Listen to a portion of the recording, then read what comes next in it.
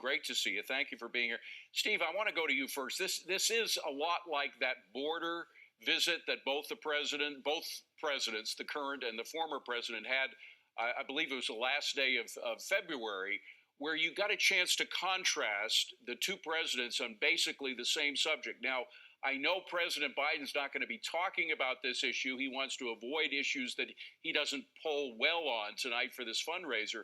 But how can he avoid it? Well, because he's got no shame and he's got no decency. That's the basic answer here, David. It is absolutely disgraceful for him to sort of, phone Eric Adams and, please pass on my condolences, giving them the brush off. Well, the reason is, of course, because they're embarrassed, because it's their policies that have led to this situation arising. This and so many other cases. People who should never have been here in the country in the first place, harming Americans, and in this case, causing the death of an American, bereaving a family there. And that's what was such a contrast. President Trump's remarks, which I watched outside the wake, incredibly moving. He was so clearly moved. And it was a very, very powerful performance there, because he knows what the American people expect. They expect that the government does the basics of keeping people safe, and especially keeping the people who keep us safe, police officers. And there's no question who stands with our police in America today and who doesn't, and the public will see that very clearly. Doug, former President Trump's comments, I thought, were extremely in keeping with the situation. He wasn't really taking advantage of the situation for political gain. It seemed that it was a very intense, momentary reaction to what had happened. I think, do we have a clip from the president's comments earlier in the day at Massapequa? If we do, yes, we can roll that, and then I want to get your reaction. Roll that tape. We've got to toughen it up. We've got to strengthen it up. This should never be allowed. Things like this shouldn't take place, and to take place so often. These are just incredible people that are just devastated. They're devastated. They've got a tough road. It's going to be a very tough road. And Doug, you look at the former president's approval ratings on crime. The current president's approval ratings are way down. The former presidents are up, and they're going to be improved by this. It's just not an issue on which the Democratic Party has any standing at all right now. No, they don't, and I agree with Steve. It's just the very weight of what he said was very on point. As a son of a Georgia State trooper who served for 31 years, this hits very home for me, and also someone who served in military and others. It's a family, and I think President Trump hit on the proper part here. It's the family now that has to pick up the pieces and go on this brokenness, and for the president basically to phone in, President Biden to phone in a sympathy call is terrible. And really, frankly, though, if you didn't see it earlier, Karine Jean-Pierre from the press podium wouldn't even name the officer's name and quickly pivoted to gun control as what the president has done about this. I mean, this is a criminal. He wouldn't have had a gun to start with. Give me a break. She ought to be fired for that. That's just unexcusable. And to see the difference between the Biden administration's reaction and pandering to the left and President Trump's basically sort of very sombering comments right there in front of the funeral home was very, very telling. And Steve, another reason they may not want to talk to it is it relates so closely to the migration problem. I mean, there's so much of what is happening at the border relates directly to crime, and not only national crime, but international crime. When you have people coming in from China, you don't know why they are coming in. You have these criminal gangs coming in from Venezuela. So, and in fact, the former President Trump has categorized that as migrant crime. That's sticking, isn't it? Yep. Yes, because it's exactly right. And that's what's happening. This is the direct result of these policies, these open border policies. And look, we have enough crime already in America. We don't need to be importing it and then re-importing it, because often you have people who are here illegally, criminals who enter illegally, that's another crime. Then they commit a crime, then they're sent back, and they come back again. And when they're rearrested, instead of then being completely throwing the book at them because they've created, that's a federal crime just there, they come back over and over again to commit crimes over and over again through this completely open border.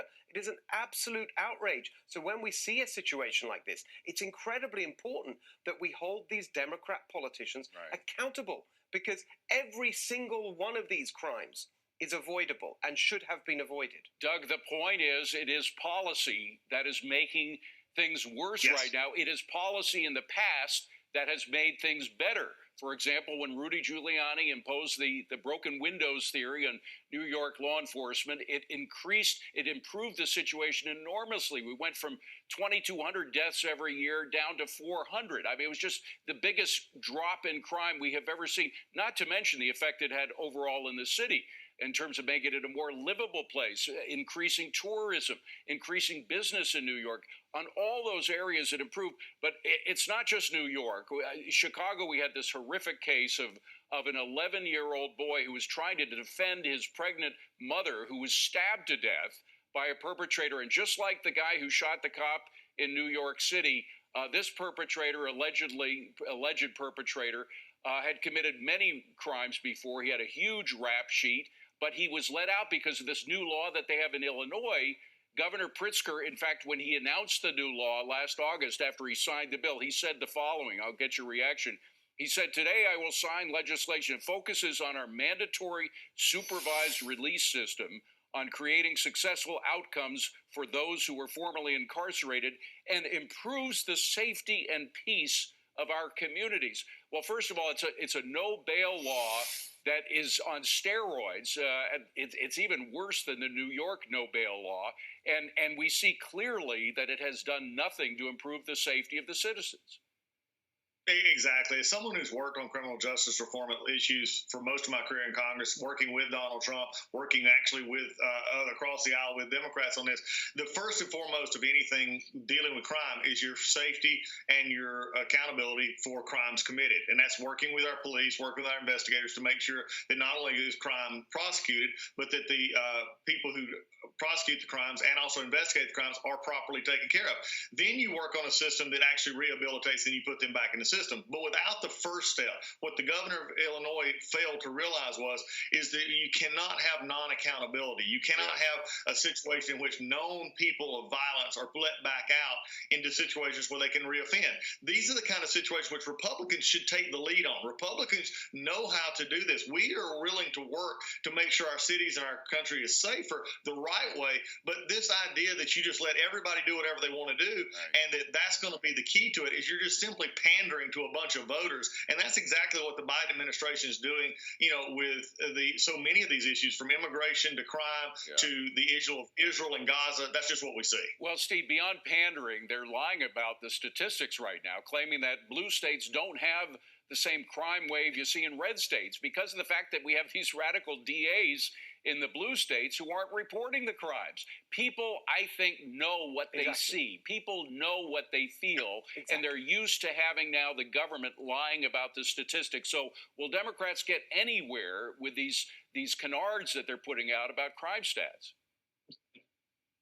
Well, no, because it's just like when they keep trying to tell you that the economy is doing great. Yeah. And then you look at Biden's approval ratings on the economy. They know what's happening in their life. They don't believe all that spin. And it's the same with crime. The first part of it is that they're fiddling around with the statistics and they're dividing up counties and cities and states and trying to get to a number that makes them look good. But the reality is exactly as you described. Because of these endless pro-crime policies where you have the DAs, for example, in Los Angeles, here in California, where I am, he's very clearly saying, we're not going to prosecute all these crimes, the whole long list of them. He comes into office saying, here's all the crimes we're not going to prosecute. Then, of course, first of all, those prosecutions don't happen. But it's more than that. The police get demoralized, because what's the point of them even responding to calls when they know that it's not going to result in any kind of sanction or accountability? So that demoralizes the police. They don't go out. They don't stop the crimes in the first place. And the whole system just collapses. That is what we're seeing in these far left districts. That is, Doug, final point to you. It's got to be quick, but that's something that President Trump really stuck on, was we have to have a new way of looking at police in this country, from the old no police or defund the police movement to a new respect for these officers who are dying as a result of these horrible policies. It is, and it's also, and again, I think the most pointed out, as he's mentioned, the family today.